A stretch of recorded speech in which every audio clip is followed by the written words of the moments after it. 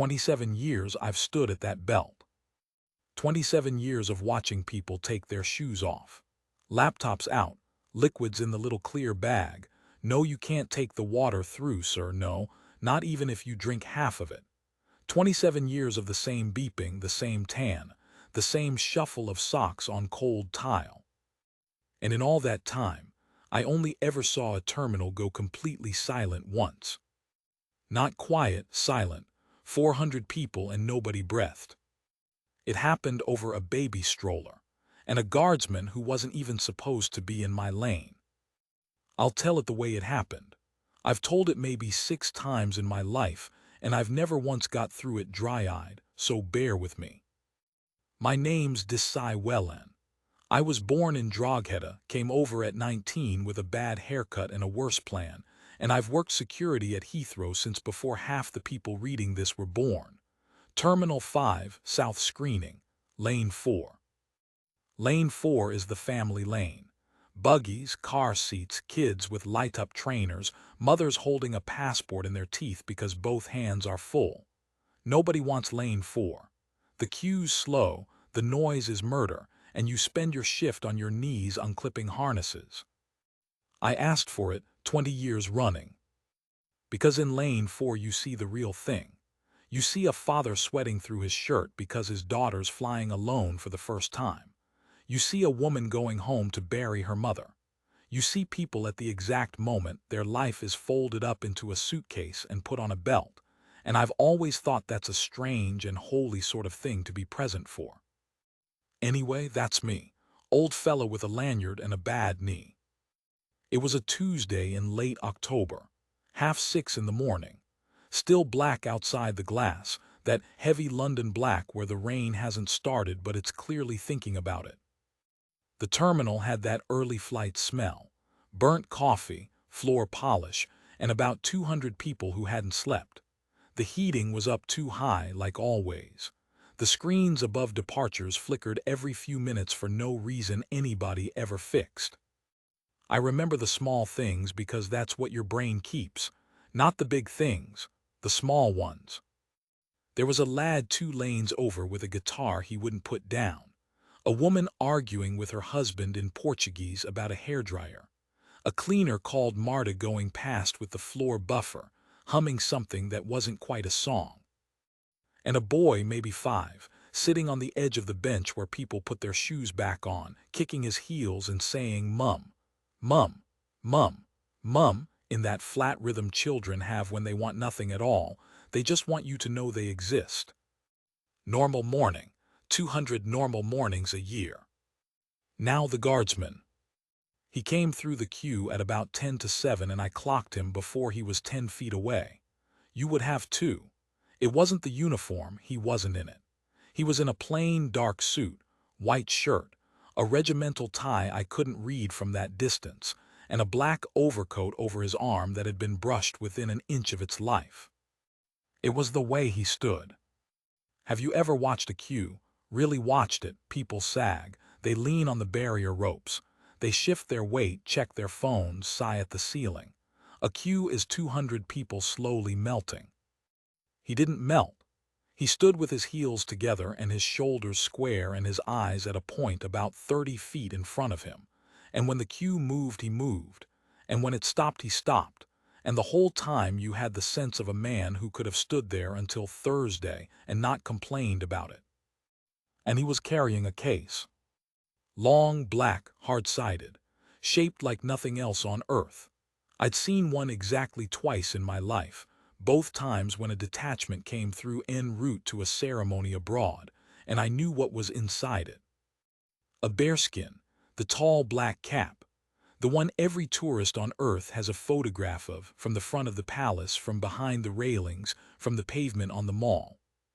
He was carrying it in a case, and he was carrying it carefully, like it was a sleeping animal. He looked about 30, short sandy hair, a face that had been out in weather. And there was something wrong with the way he held his right arm, not injured exactly, but held slightly out from his body, the way people do when the skin there doesn't stretch the way it used to. My colleague Ramesh nudged me. "That's a guard's lad," he said. He'd have been about 24, Ramish. Sharp as a tack, terrible at telling when someone didn't want to talk. "I. Do you think he'd let me see it?" "No, I do not. I'd only look." "Ramish," I said, "put that man's bag on the belt and shut your mouth. Here's the thing I want to be honest about, because there's no version of this where I come out clever. The woman was in my lane for 4 full minutes before I looked at her properly. 4 minutes. I've done the math since. I've done it a lot, actually, at 3 in the morning when the house is quiet. She was in the queue with a pushchair. Gray one, the sort with the big rubber wheels, a rain cover strapped over the top even though we were indoors. Under the cover, a baby. Fast asleep, one fist up beside her ear the way they do, a knitted yellow hat that had slid down over one eyebrow. The mother was maybe 30. Dark hair scraped back so tight it looked painful. A long coat, buttoned wrong, one button out of line so the whole thing hung crooked, and nobody had told her. I want you to understand. I've seen 10,000 of her. Tired mother, early flight, doing it alone. She had a canvas hold doll over her shoulder and a boarding pass folded into a small hard square in her fist, and she was chewing the inside of her cheek. I looked past her. I looked past her because she was ordinary, and because there was a man 3 back in the queue with a rucksack that had a bulge in it, and the bulge was a rolled-up yoga mat. And I spent 90 seconds of my life on that yoga mat instead of on her. 4 minutes. What made me look was the wheels. She rolled the pushchair forward maybe 2 feet, and it made a sound. Not a squeak, a grind. A low, loaded grrrn on the tile, the noise a shopping trolley makes when you've put 12 bags of coal in the bottom rack. I've knelt beside about 40,000 pushchairs. I know what an empty one sounds like. I know what one sounds like with a nappy bag and a flask and a folded raincoat in the basket. I know the noise of one with a toddler's scooter clipped underneath. This wasn't that. This one sounded like it was full of something that did not want to move. I looked down. The frame was low. The rear axle was sitting maybe an inch closer to the floor than it should have been, and the fabric basket underneath, that mesh sling they all have, was bowed. Properly bowed, tight, like a hammock with a man in it. Whatever was in there was wrapped in a plaid blanket, and it filled the entire space, corner to corner. And it was solid. When the wheels went over the little metal joint in the floor, the whole thing didn't jolt the way a bag of clothes jolts. It thudded. Once dead, like a suitcase full of books. I straightened up, and I felt my heart do something I hadn't felt in years. Then I looked at her face. And that was worse. She wasn't looking at the baby. I keep coming back to that. A mother with a sleeping infant 3 feet in front of her in a crowded, noisy, strange place, and she wasn't looking at the baby. She was looking at the archway, at the X-ray, at the little gray plastic trays coming out of the machine. She was looking at the machine, the way you look at a dog you don't trust. Her jaw was going, not chewing gum, that inside the cheek thing, over and over, and her free hand, the one not on the handle, was opening and closing. Open, closed, open, closed. Ramish saw me looking, Des. I didn't answer him. I've had that feeling 4 times in 27 years. It's not a thought. It's older than a thought. It's the thing in the back of your skull that used to keep your ancestors out of the long grass. Something in that pushchair is wrong. I stepped out from behind my podium. I want to tell you I moved smoothly and professionally. In truth, my knee went, and I did a sort of shuffle, and I said, "Madam, madam, could I have a word?" She heard me. She heard me, and she did the single worst thing a person can do in that building. She pushed forward. Not fast, not a run, just a determined little shove of the handle, straight at the metal detector arch, straight past the tray tables, past a family with 3 passports, into the mouth of the machine, and her chin was up and her eyes were shining, and she was saying something under her breath that I couldn't hear. Alarms. Not the big ones. The buggy hit the tray belt and knocked a stack of them sideways, and they went across the floor like dropped dinner plates, and the noise was enormous. The metal detector went off once, hard. Somebody screamed, not a proper scream, that short bark people do when something falls behind them. And two things happened at exactly the same moment. The duty supervisor, a woman named Bernie Ape who is 5'2" and has the voice of a foghorn, shouted, "Hold the lane," and the whole terminal turned to look at us. And a hand came down on the pushchair handle. He must have moved the second she did. He was 7, 8 feet away in the next lane, coat over his arm, bearskin case at his feet. And now he was standing in front of her with one hand flat on the crossbar of that pushchair, and the thing had stopped dead like it had hit a wall, and he hadn't touched her at all. That's what I remember, he never touched her. He'd put his coat down, just dropped it, a good coat, on that filthy floor. His left hand was up, palm out at chest height, and his right was on the bar, and his weight was back on his heels, so he wasn't looming over her, he was just there. Immovable, a gate that had swung shut. "Ma'am," quiet, not a shout. I was 6 feet away and I barely caught it. "Stop, please, stop the pram." She tried to pull it, yanked it actually hard twice with both hands. It didn't move an inch. "There's a child in it," he said. That's all, 6 words. And she stopped. I need you to see this properly, because in the video that eventually went round the internet you can't. The angle's wrong. It's from the coffee place, up and to the left, and all you get is backs. But I was in front of her. Her whole face was wet. She hadn't made a single sound. Not one. She'd been standing in my queue for 4 minutes with tears running off her jaw, and I hadn't seen it because I was looking at a yoga mat. Her hands came off the bar and went to her mouth. And the baby woke up. That's the detail nobody believes. The baby woke up in all that noise and didn't cry. She just opened her eyes and looked up through the rain cover at this large stranger in a dark suit who was holding her pram, and she made a small sound like a question. And the guardsman looked down at her, and something went across his face that I have never in my life been able to describe. Bernie arrived with 2 of the police lads from the desk by the ramp, armed, both of them, and God love them, they were about 11 years old, and their hands were on their slings, and their faces had gone that particular gray. "Sir," one of them to the guardsman, "step away from the pram." "No," he said. Just that, not rude, almost apologetic. "Sir, if it's what she's frightened of, it wants a steady hand, not a cue." He still hadn't raised his voice. He hadn't looked away from the pushchair. "There is a child in this pram and there are 200 people behind me. Clear them and then I'll step away." There was a pause of about a second and a half. I've thought about that second and a half a lot, because a copper doesn't take orders from a bloke in a suit. It doesn't work like that.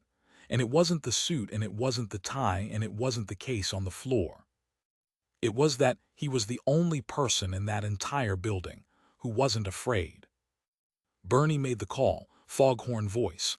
"Everybody back, back, behind the barrier, now please, thank you, back." And 400 people went backwards like a tide going out, and left us in a circle of empty white floor, under those flickering screens, with the Portuguese woman's hairdryer still sitting in a tray, going round and round on the belt because nobody had thought to switch it off. The mother had stopped crying. That's what frightened me most. She'd gone completely still. "I'm going to be sick," she said. "You're not," said the guardsman. "You don't know. Look at me." She looked at him. "What's her name?" He nodded at the pram. "What?" "The little one, what's her name?" She stared at him like he'd asked her the capital of Peru. And then something in her face broke open, just slightly, like a crack running through ice. "Cleo," she said. "Cleo." He said it back to her carefully like he was writing it down. "All right, Cleo's asleep again, look." She was as well, out cold, fist up by the yellow hat. "Now," he crouched. He went down on one knee slow, and I heard his knee crack, and he was looking at the basket underneath, at the bowed mesh, at the plaid blanket and the shape of the thing inside it, the sharp square corner pushing up against the wool. "What's in the bottom of your pram, ma'am?" She didn't answer. Bernie said very evenly, "Madam, I need you to answer him." Nothing. Her lips were moving, but no sound was coming out. And one of the police lads shifted his feet, and the guardsman said, without turning round, without any heat in it at all, "Don't." It went on for a while. I don't know how long. Time does something strange in those situations. It stretches and folds, and afterwards nobody agrees on anything. Bernie says 4 minutes. The tape says 9. He talked to her the whole time. Not questions. He asked her almost nothing after that. He talked about nonsense. He told her the flight to Belfast always boarded late. He told her the coffee upstairs was daylight robbery. He told her his own mother had pushed him around Portadown in a pram with a wonky wheel, and he'd apparently screamed for 2 years without stopping. And all the while he had one hand flat on that crossbar, and his eyes never left the shape under the blanket. And I understood in a way that turned my stomach over, that he had put himself between that basket and the 200 people behind us. Deliberately. With his own body, which was the only thing he had. "Ma'am," he said at last, "I'm going to look." "No. I'm going to look, and I'm going to be very slow about it, and nothing's going to happen. All right. Nothing's going to happen." He reached down. He got 2 fingers on the edge of the plaid blanket. And she screamed, a real one this time, torn out of her, the sound of a woman going over a cliff, and she grabbed the handle with both hands and hauled it towards herself. The front wheels came up off the floor. The whole frame went over sideways. And whatever was in the bottom of that pushchair came out across the tile of Terminal 5 like a burst bag of stones. I want to stop the story here for a second. I know that's a rotten thing to do. Bear with me. Because for one full second, and I would swear to this on anything you like, every single person in that terminal, including me, including Bernie, including 2 armed officers with more training than I've had hot dinners, thought the same thing. We thought, this is it. I thought about my daughter, that's what came. Not my wife, not my life flashing past. My daughter Kira, aged 9, in a red coat on a beach at Portmarnock, running away from a wave. Somebody behind the barrier started praying out loud in a language I didn't know. And the guardsman didn't move backwards. He moved forwards. He turned his shoulder in, and he got his body between the falling pram and the room, and he reached out with both hands, and the only thing he was trying to catch, the only thing in the whole world at that moment, was the baby. The frame hit the floor. The blanket flew open. And it went everywhere. Metal. Metal on tile, a sound like coins spilling, like someone had emptied a church collection plate off a balcony. Small hard things skittering and spinning in every direction, under the belt, under the tray tables, out across that empty white floor, going and going, and the noise of it went on for what felt like a year. Something wooden broke, a box split at the corner. Something dark and heavy, folded, thumped down flat and didn't move. And a small brass cylinder came out of the middle of it all, hit the tile, and rolled. It rolled about 8 feet, slowly, wobbling on its base. Everybody watched it go. 400 people, 2 armed police, a supervisor, an old Irishman with a lanyard, all of us, watching this little brass thing roll across the floor of an airport at 7 in the morning. It stopped against the guardsman's shoe. He had the pram frame in one hand, upright, and the baby was fine, she was fine. She was blinking and bewildered and completely unhurt, and he was breathing hard for the first time. And he looked down at what was lying by his foot. He went absolutely white. Not pale, white. I saw the blood leave his face like water going out of a sink. His mouth came open. He let go of the pram. Bernie was shouting something. The police were shouting something. The mother was on her knees on the floor with both hands over her head. And the guardsman, this man who had not flinched, who had not raised his voice, who had put himself in front of a room full of strangers without appearing to consider it, this man reached down with a hand that was suddenly, violently shaking, and he picked one single thing up off the tile. A medal, dark ribbon, silver cross. He turned it over, he read the back of it, and he said one word out loud, in a voice I did not recognize as belonging to the same man, a voice that came out cracked straight down the middle. "Dano," the mother stopped screaming. That's what I noticed first. The whole terminal was chaos, Bernie yelling for the lane to stay clear, someone's phone ringing and ringing with a stupid marimba tune, the Tannoy still calmly announcing a final call for Zurich as if the world hadn't stopped. And in the middle of it, this woman on her knees went completely quiet and lifted her head. She looked at the guardsman. He was standing over her with a medal in his shaking hand and his mouth open, and he'd said a name. How she couldn't get it out. How do you know that name? Let me tell you what was on that floor. I picked most of it up myself later on my hands and knees, with Ramesh crying quietly beside me, and I've never forgotten a single item. There was a cigar box, the old wooden kind, split down one corner from the fall.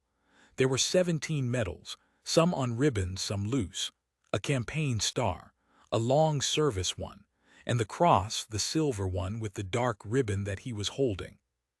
There was a folded flag.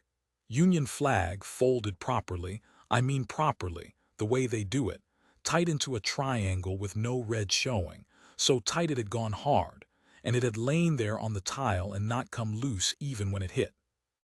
There was a photograph in a cheap frame, cracked across the glass. A man in his 20s with a shaved head and a grin like a criminal, sitting on a wall in the sun with his boots off, holding a mug. There was a paper bag of dried rose petals. And there was the little brass cylinder that had rolled and stopped against the guardsman's shoe. It had a screw lid. Somebody had scratched something into the base with a knife, badly, the letters all different sizes. I didn't know what it was. Then I did. And I put my hand over my mouth, standing there in my high-vis with 27 years of service, and I had to turn away for a minute. Her name was Nor Ashworth. She was 31 years old. She had a 7-month-old daughter and a flight to Belfast at 08:20, and she had not slept properly since March. Her husband was Sergeant Daniel Ashworth. Everybody called him Dano. He had been dead for 7 months and 11 days. He'd wanted his ashes taken to a hill above a village in County Down where his grandmother was from. He'd said it once, in a kitchen, laughing with a beer in his hand, the way young men say things they don't think anyone's listening to. And she had listened. There'd been a form, of course there had. There's always a form. She'd had a certificate from the crematorium, and she'd lost it. She lost everything that year, she said. She lost her keys 11 times. She lost her own phone while she was talking on it. And when she rang the airline, they said she'd need documentation. And the woman on the phone had been perfectly nice about it. And Nor had put the receiver down and sat on the floor of her hallway for 2 hours. And she got frightened. She got frightened that someone in a uniform would take him off her. That there'd be a room, and a table, and a form, and a stranger's hands, and he'd be a substance in a container subject to regulations, and she would have to stand there and watch it happen and then get on a plane without him.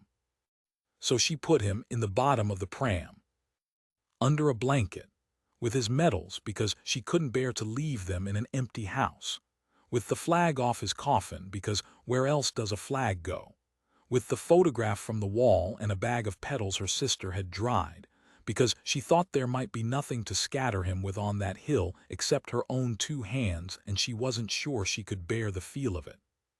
She'd walked into the busiest airport in Europe, with everything her husband had ever been in a mesh basket under her baby's feet. And when she saw the X-ray machine, she panicked, because she suddenly, horribly understood how it would look on that screen. Metal, a canister, wires. There weren't any wires, but she thought there might as well have been. She understood with about 11 seconds warning exactly what she'd done. So she pushed forward, straight at the arch, trying to get through before anyone could open it. That's all it was. That's what the whole terminal held its breath for. Now the guardsman. His name was Ewan Marrow, Lance Corporal, and he was on his way to Belfast too, though not to any hill. He was going for a funeral of an entirely different sort, a lad from his old section, and the bearskin in the case was because he'd volunteered for the party at the church. And that is the last thing about him I'll tell you before I tell you what he said.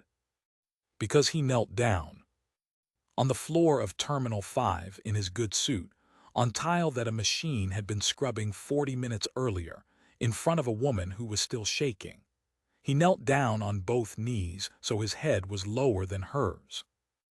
And he turned the metal over in his fingers, and he read the engraving on the rim again, out loud, very slowly, like he was checking he hadn't invented it.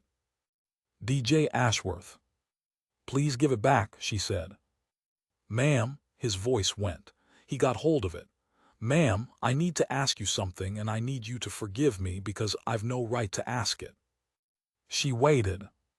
Was he in the Grenadiers? Was he? He stopped and started again.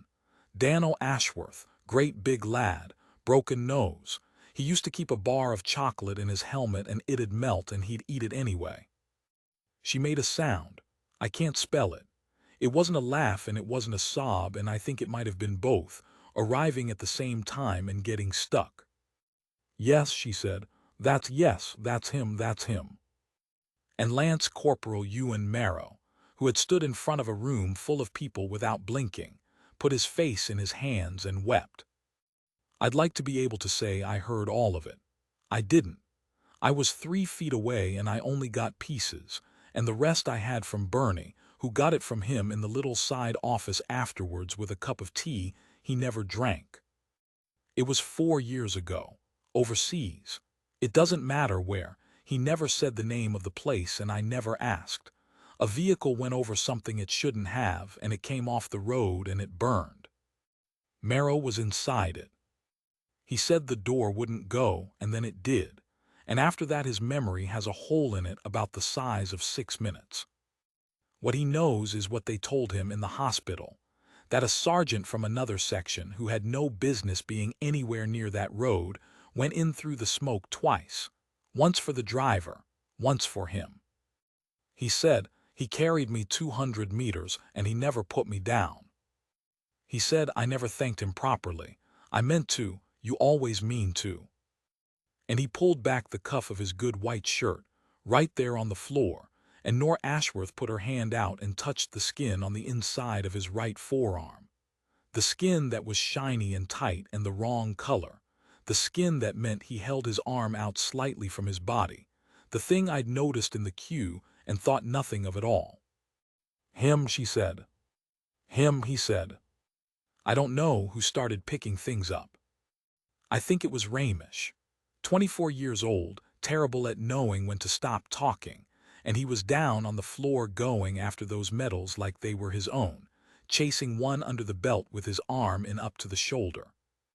Then it was Marta with the buffer, on her knees. Then it was one of the armed officers, who put his weapon on his back and got down and started collecting them into the palm of his hand. Then it was a man from the queue in a Manchester United shirt. Then a woman with a walking stick who couldn't kneel, so she directed us. There, under there, there's another one, and a boy of about 9 who found the cracked photograph and carried it over with 2 hands like it was a full glass of water. 400 strangers who 12 minutes earlier had thought they were going to die, crawling round an airport floor picking up a dead man's medals. Nobody had told them what it was. Nobody had announced anything. They just knew the way a crowd knows. Bernie Ake did the thing that made me love her for the rest of my working life. She could have arrested her. Truthfully, by the letter of it, she probably should have. There were procedures. Undeclared items, obstruction, a breach of the sterile area. There'd be an incident report and there'd be a review, and it would sit on a desk in a folder. She stood over that pram, with her radio squawking and 100 emails already landing in her inbox, and she looked at the folded flag on the floor. Then she bent down and she picked it up herself, and she held it against her chest with both arms, the way you hold something that mustn't be dropped. And she said to the room, "Nobody moves this lady's property but me." Then she said to Nor quite gently, "Is he and the little brass one love?" And Nor nodded. And Bernie said, "Right," and her voice went, and she coughed and said, "Right" again, and that was the whole of it. They took her through by hand, no belt, no machine. Bernie carried the flag. Ramesh carried the cigar box taped shut. I carried the pram frame, and I'll tell you, my knees never worked right since, and I'd do it again tomorrow. And Lance Corporal Marrow carried the baby. He asked first. He said, "May I?" And Nor was crying too hard to answer and just held her out, and he took Cleo Ashworth in the crook of his burned arm and stood up straight, and that little girl grabbed his regimental tie in her fist and would not let go of it, all the way to the gate.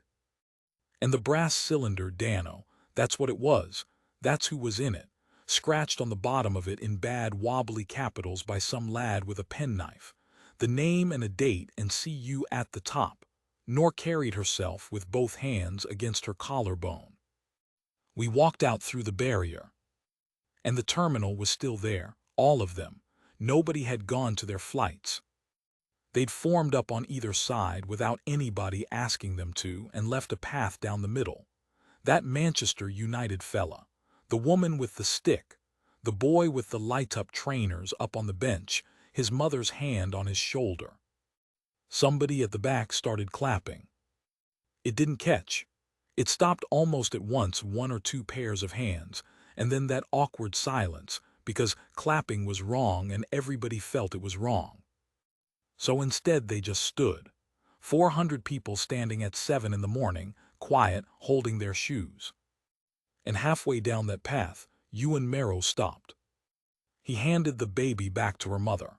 He put his coat over his arm. He picked up the black case with his bearskin in it and set it down again by his feet, carefully, the way you'd set down something living. And he came to attention. Heels together, chin up, eyes front, both boots square on the tile of Terminal 5, in a suit and a tie, next to a broken pushchair, in front of a widow and a baby in a yellow hat. He held it for 3 seconds. Then he saluted the little brass cylinder in Nor Ashworth's hands. I've never heard 400 people make so little noise. Bernie was gone, just gone, silent tears, flag against her chest, staring at the ceiling.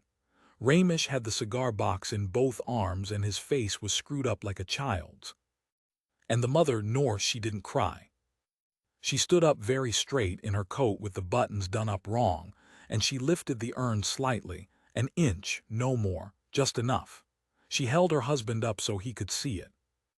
Then she said, "Thank you," to a man who'd nearly died in a burning vehicle 4 years ago and had been carrying it around ever since, unpaid, the way they all do. And he said, "No, ma'am." That was all, "No, ma'am." She made the flight. They held it 11 minutes. The captain came out of the cockpit and shook her hand. The paperwork got sorted somewhere over the Irish Sea, by people whose names I never learned, and I'd like to shake theirs too. She scattered him on a hill above a village in County Down 4 days later in the rain, which apparently he would have found hilarious. Her sister sent Bernie a photograph of it. It's still on the wall of the supervisor's office. You can't see much. Gray sky, wet grass, a woman with a baby on her hip and her hand out flat and empty. Lance Corporal Marrow carried a coffin in a church in Belfast that same afternoon, for a different lad entirely, and did not mention any of this to a single one of his mates. I know that because I asked him, 2 years later at Cleo's 2nd birthday party, to which I was invited, and to which I went, and where I ate a piece of cake with a plastic giraffe on it while a small girl in a yellow hat pulled a soldier's ear. People ask me what the moral of it is, as if there's one going. I'll tell you the only thing I've got. For 4 minutes that morning, that woman stood in my lane with everything she had left in the world in a basket under her baby, and I looked past her. Because she was ordinary. Because there are 200 of her a day. Because I was watching a rolled-up yoga mat. And a man who had been trained his entire adult life to stand still and look at nothing. Who does that for a living. Who stands in the sun and the sleet outside a palace while people photograph him and shout at him and try to make him blink. That man saw her from 3 lanes away. That's the thing about them, I think. The stillness isn't emptiness. Nobody stands like that because there's nothing going on inside. They stand like that because there's too much. 27 years on that belt. Coming up on 30 now if the knee holds. And I don't look past anybody anymore. Not the tired ones. Not the ordinary ones. Not the woman with her coat buttoned wrong who won't look at her own child because she can't. Because if she looks at the child she'll fall apart and she has to get to the gate first. I go over. Every time I say, "Are you all right, love? Take your time. There's no rush at all." Sometimes they say yes and they mean it. Sometimes they don't and something comes out.